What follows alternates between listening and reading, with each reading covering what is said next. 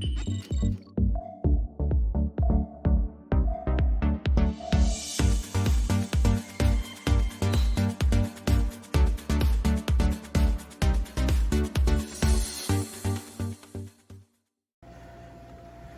guys, this is Shane. Welcome back to another video. This is something you guys have seen before. This is an Alco made by Atlas, in this case C628 locomotive. Excuse me. In the Demonstrator Gold. This was something that I paid a little too much money for. Although it looked pretty untouched and new, if you watch the previous videos, you'll know that it didn't really run well. And I did end up coming back to this just on my own time off camera and taking a look. And what I've found is that if I were to take the shell off, flip it over, use the electrodes like you guys have seen me done many times, and if I were to put just the slightest bit of force against the wheels, they'd stop turning.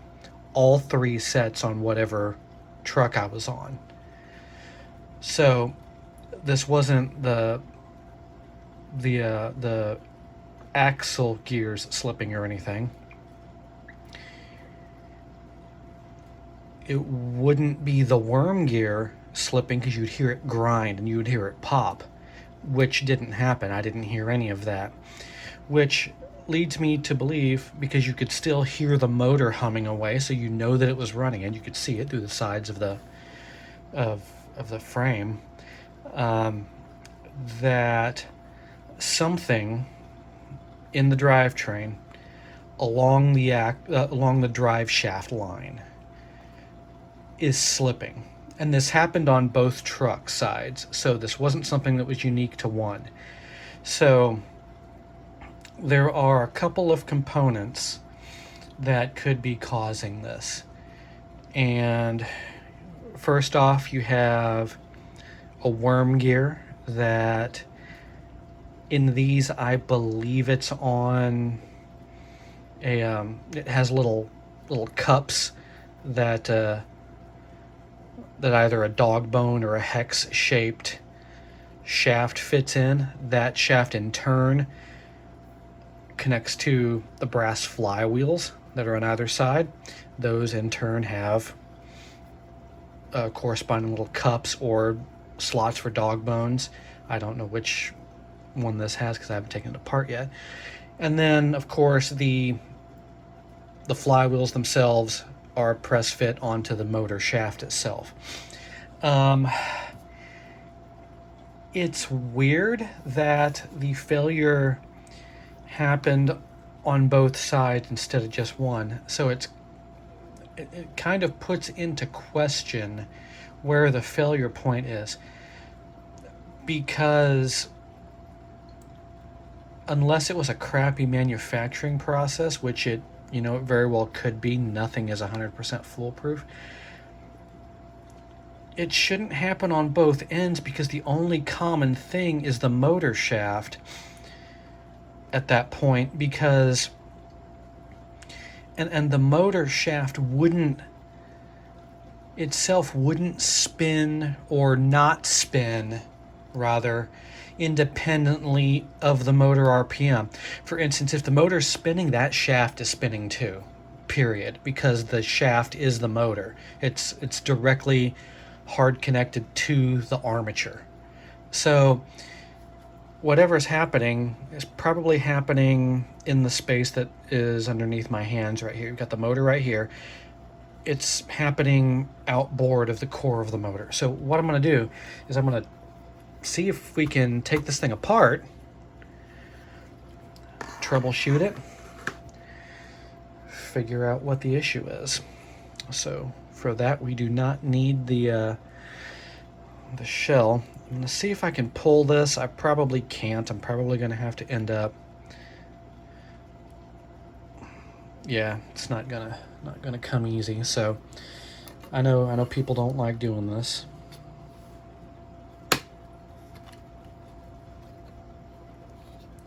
That was not a violent hit. But here's our thing. So you guys can see we've got some of the stuff is covered up here. We've got the worm gear here.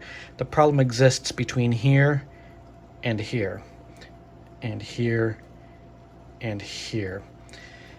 Either these flywheels are both slipping on the motor shaft, or something outboard of these flywheels is. So how do we troubleshoot that? Well, one thing I think I could try is, let me get you guys zoomed in a little bit here, is I can try to rotate the motor armature here by hand. You can see that the flywheels are also turning. You can see when that mark moves past. Can I turn this and hold this and keep it from spinning while the motor itself is turning? We can also simulate that with electricity. I could power this up with the electrodes, grab a flywheel, and see if it stops spinning. That's a way to do it too. That's a little bit less delicate, but I guess kind of more conclusive. So let's try this first. I'm going to move the motor on the back side here with my index finger. Let's see if we can. It is not turning. Okay, so it will not turn independent of that flywheel. And I'm going to have to switch hands here and try the same. And again, the same. If I am holding onto these brass flywheels, I cannot turn this armature, at least with my fingers. As you can see, it's not difficult to turn otherwise. So, by virtue of that, we know that the problem exists here outward. I received some comments on the last video that others have had this issue, and I can't remember if it was from the socket on the flywheels or where the shafts connect into the worm gears themselves. So we're going to just kind of troubleshoot it from either end. I'm going to pause the video. I'm going to reset. I'm going to get the cradle over here, zoom out, and we'll disassemble this thing. So hang tight. Okay, we've got the well-used N-scale foam cradle here. Most of you guys are probably familiar with how to take one of these apart. So we're going to start off by gently wiggling off the tank here. I believe this only goes on one way, but if not, let's see, Atlas is upright, reading left to right from front to back. Okay, so we've got that visual reference. I'll probably leave the little strips on here because those can be kind of fiddly. We're going to take just a small Phillips. You see we've got a screw with a captive nut on the back. It's real easy to lose this nut, so keep a finger back here.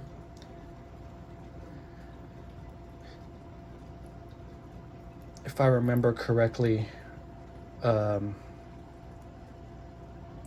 lot of Katos and Bachmans come apart the same way.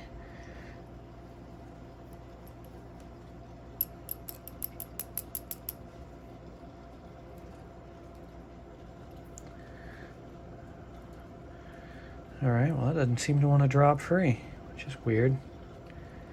Let's put the screw back in here. Use it as a makeshift punch to try to push that out of there. Huh? It isn't going to. Alright. Well, usually these fall out on their own. I'm not going to worry about it. It'll fall out when I don't want it to, for sure.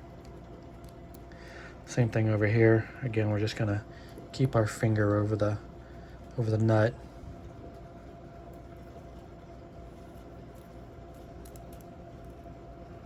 Maybe they're glued in these days. So we're going to switch to a larger flathead, just to use as a little bit of a pry bar. This doesn't require a lot, but just a little bit and your trucks will fall out.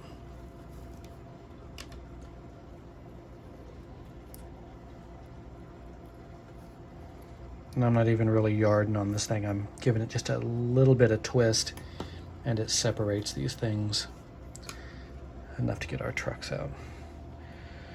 All right.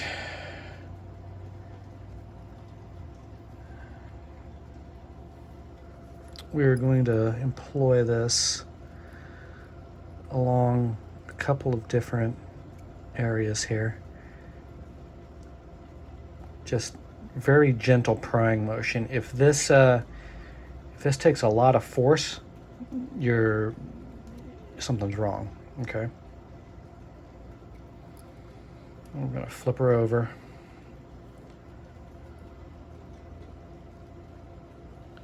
Okay.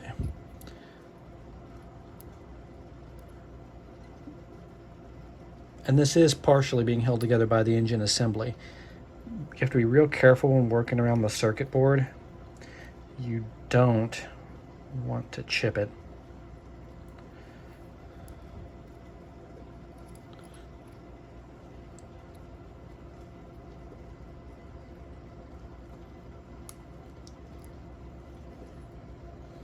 Should probably be doing this horizontally so as to not spill out components. Here we go. The motor cradle is held in on four corners with these little plastic tabs, and you need to be kind of gentle with them because you don't want to bust them. It's kind of a delicate operation. Okay. So if you'll notice, we're getting more movement on this side than we are on the top. Wonder if we can get in here and pop that loose. Okay, I think we might have gotten lucky here. Well, not lucky, but pull our board out. And this is a standard DC board. All right, let's see if we can. Okay. Nothing stayed behind other than our little plastic spacers. See the black spacers, cylindrical spacers on either end? Be sure you do not lose those. All right, here's the breakout of our drive line here. So a couple of different spots where this could be slipping. You see these little cups right here? Probably can't see them. Let's see if we can get a little light in here. Little plastic devices on the end of our flywheels here that capture those shafts. That could be it, or it could be where the shafts go into the worm gears. I kind of want to believe it's where the shafts go into the flywheel. So how do we troubleshoot that? Let's see if we can delicately take this apart.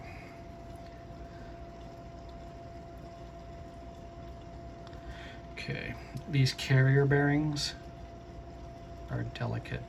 Okay, all right. Here's what our assembly looks like when you pull it out. You've got two bearing blocks on either side of the worm gear here. Got a plastic drive shaft, which fits together in kind of a dog bone style. I'm gonna take this worm gear and I'm gonna hold on to it and see if I can rotate.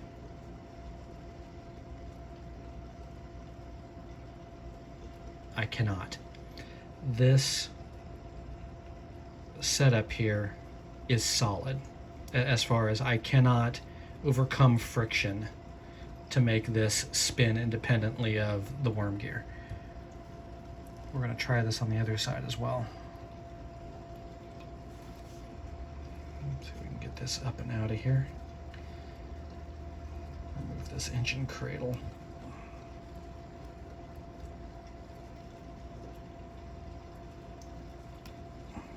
Okay, this one. I'm kind of doing this through the viewfinder of the camera, so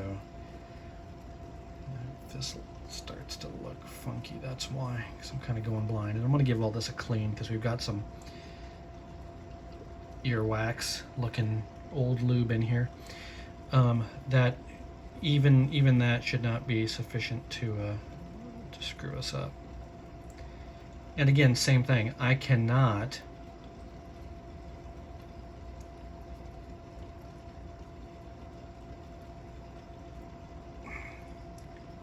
overcome the friction fit of between here and this worm gear.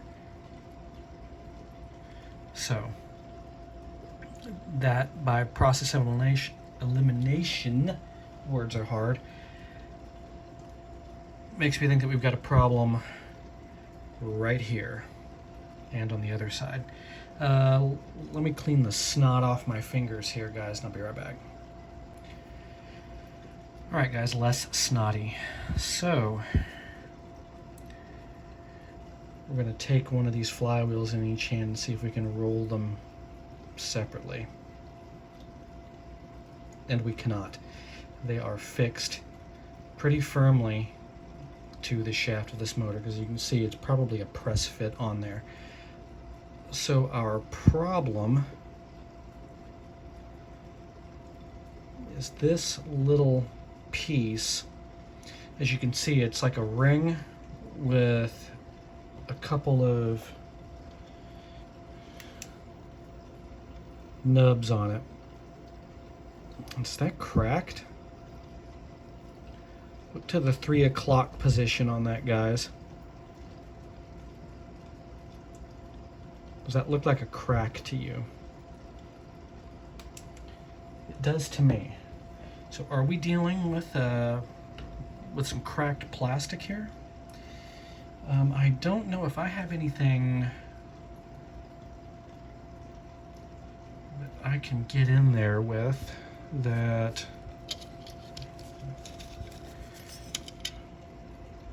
Maybe this? But I can try to spin this with. I'm going to hold this firm. See that supposed crack is at 9 o'clock, or 3 o'clock rather. Let's see if we can spin this thing. Forgive the crust on the end of that. Look at there. That's not even taking any pressure. There's our smoking gun. Okay, so we've established where the problem is. It's that little slip collar down there that interfaces with the cutouts on these cups to drive. So how do we fix it?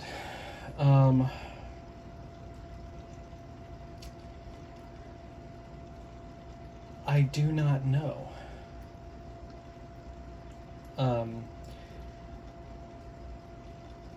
There's a possibility of how I might be able to fix that, and that possibility involves epoxy. Okay.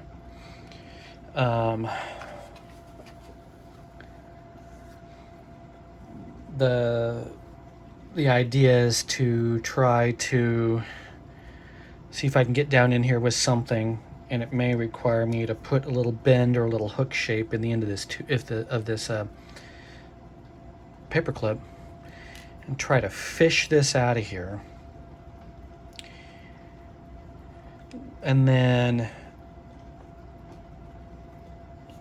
not load it up, but put a little dab of epoxy in there, seal it back, or push the thing back on there, and see if that'll hold it. With the amount of force, or I guess the lack of force, that is at play here. I don't know.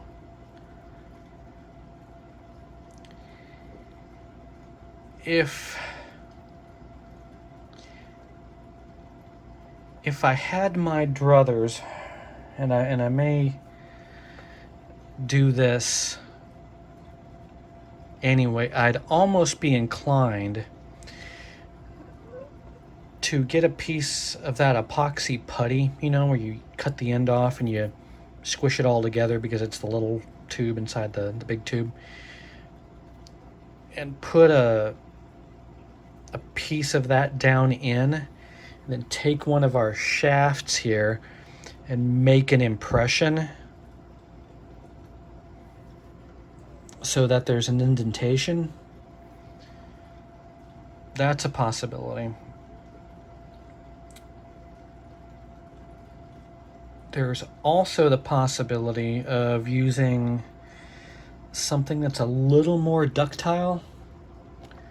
I have some shoe goo, which if you guys have never used that stuff, you're missing out. Here it is. I actually got a new tube. I was introduced to this stuff back in, I don't know, it's probably been the late 90s. In the RC car hobby. And guys use this stuff to build battery packs, where you take the individual cells and you glue them together side by side, and then you tie them together with bus bars and stuff. It's kind of like a rubber cement, but for adults, if that makes sense. It takes a long time to cure in finality.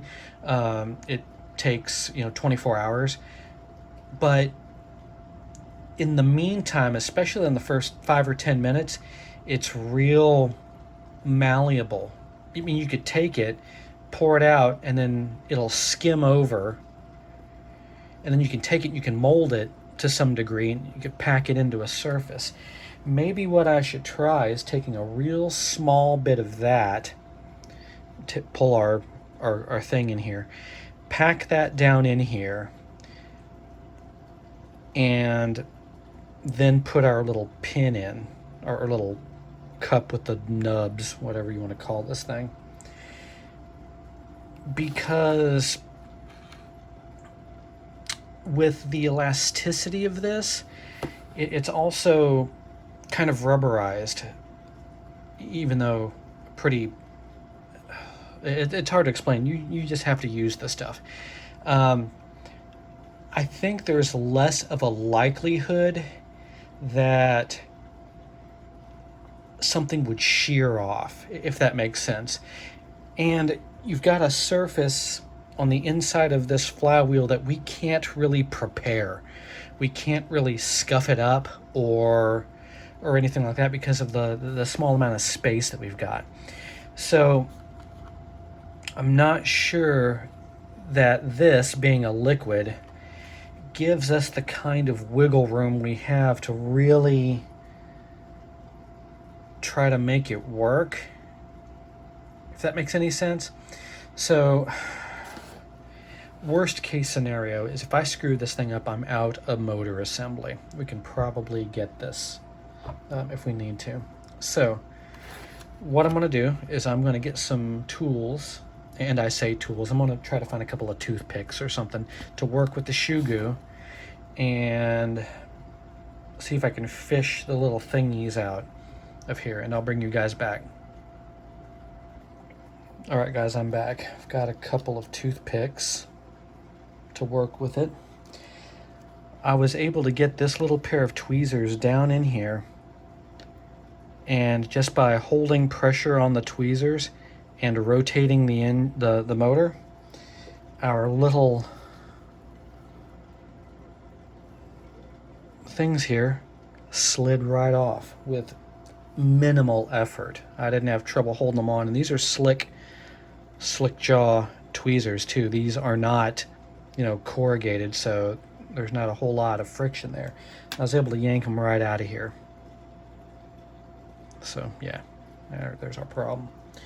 Let's get our Shugu open. As you can see, brand new. I picked this stuff up at Walmart. If you can't find it at your local Walmart, I'm sure you can order this online. So you just punch the cap, which has a cone here, into the foil. And give it a little twist. And this is all going to go pretty quick, guys. So you can see we've got some coming up already. It's not going to take a lot. This much is probably way more than enough. This is going to be kind of precarious. I'm going to take this. I'm going to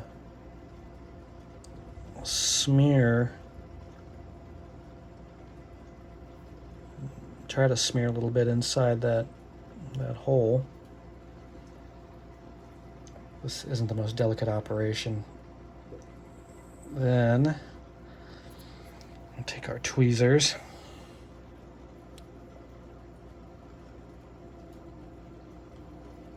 and hope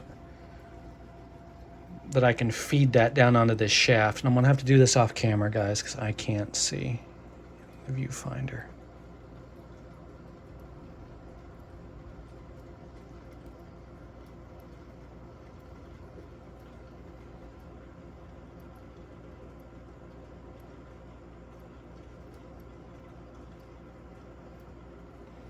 Sorry about having my hand in the way. As you can see, I've fed that back on there. And hopefully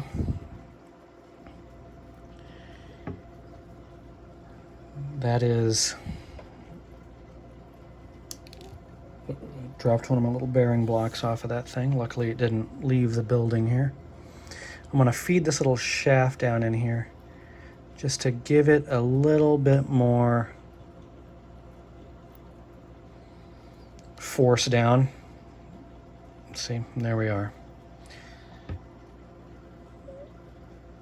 I'm going to feed a little bit more of this in here.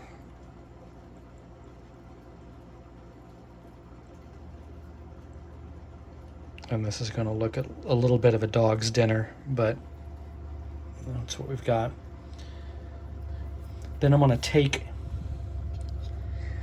this again and feed it back down in that hole one more time. The reason I'm doing that is because it'll create an impression, okay, of the negative space created by this. And the idea behind that is that if we filled the bottom of this thing up with Shugu, it'd just squeeze out and we wouldn't be able to feed the worm gear back down in there. So that's the idea anyway.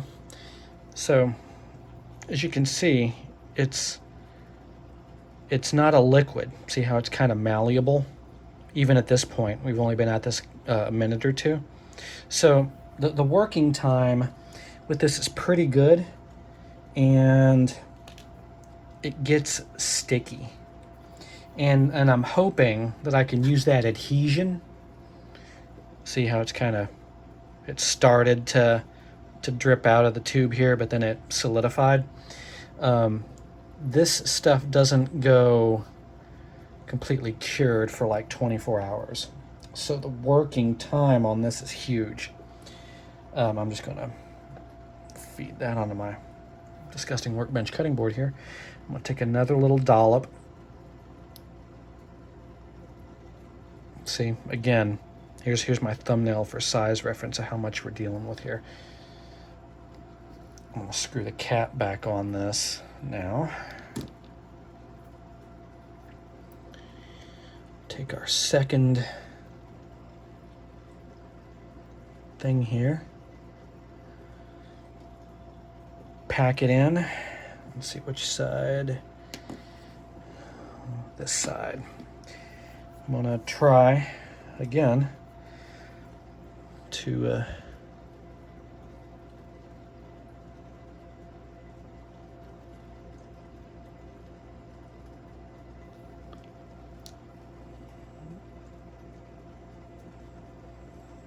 see how it's already starting to get like boogers. I'm gonna try to feed this in here.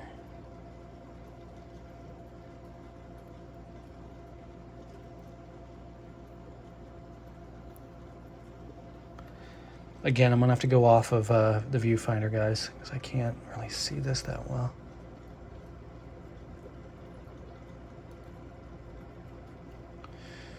Yeah, see, this one's already gone wrong. I can't.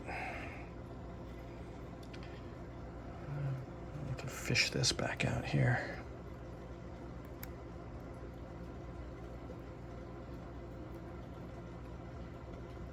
Okay, first attempt at getting that side in was a failure.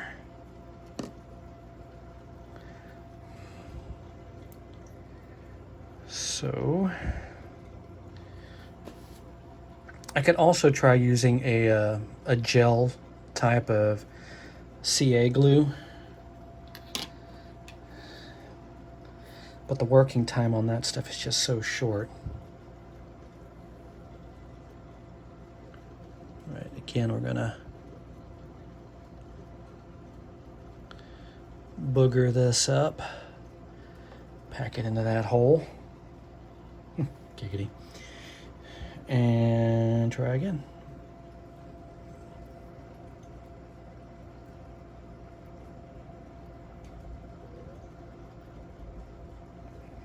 In our tweezers here. Sorry about the bad focus on this, guys. I don't have much of a macro setup here, so we're gonna try again.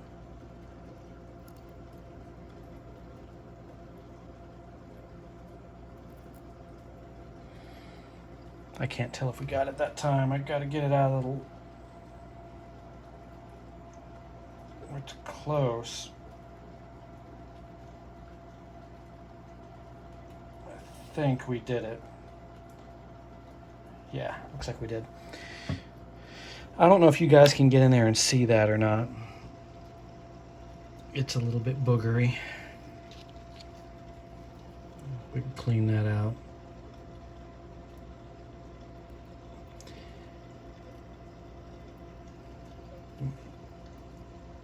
And even as funky as this looks, after this is fully cured, you can get in here and scrape it out with a hobby knife, no problem.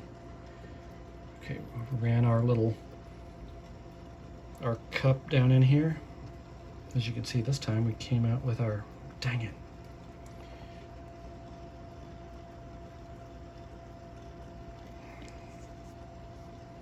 I'm not going to edit that out, guys. You're going to get to see it.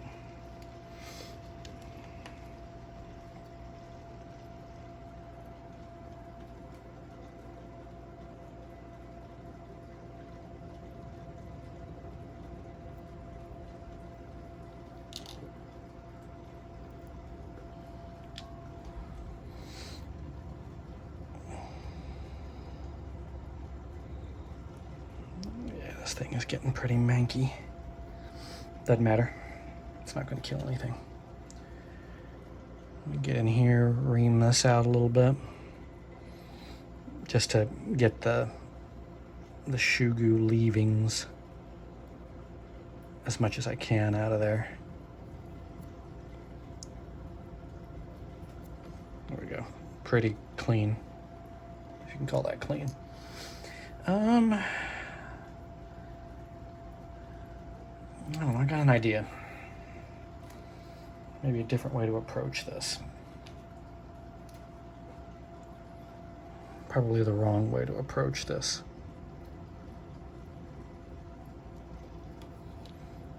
Big honking glob. This is either going to ruin this or be what we need.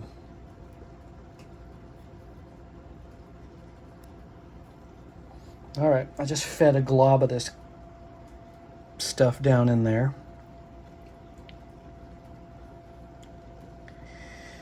I'm going to take my tweezers.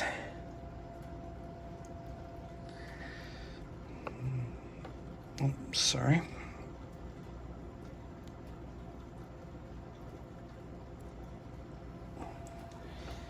Fish this down in. Actually managed to get that on the shaft. I don't believe that. It's in there, if you can't tell. I'm going to give this a couple of minutes to skim up the surface.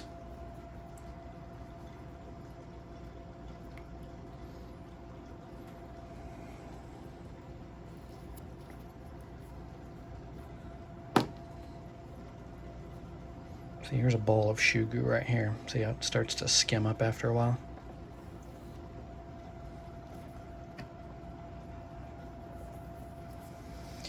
And once this has skimmed up a little bit, then I'll try to make my impression using this. I'll bring you guys back once that's done. Okay guys, I was able to use the, you see the residue on the end of the thing here. I'll clean that off. I was able to use that to seat the little piece, get an impression in the shoe goo, so that we'll be able to get the drive train back together once this stuff is dry. It's probably going to take, I don't know, at least an hour before I want to try this. It's 24 hours for a full cure, so I may just let this sit for a day and let it cure up before we jam this thing back together.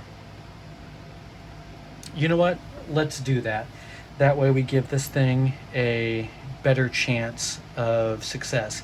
So I'm going to cut this video off here so I can get something uploaded for you guys. Write down in the comments whether you think this is going to work. Let's see, this video will go live on Monday, January 6th. I will post a follow-up video on Wednesday. Let me know what you guys think. I will talk to you soon. Until then, stay safe and be good to each other.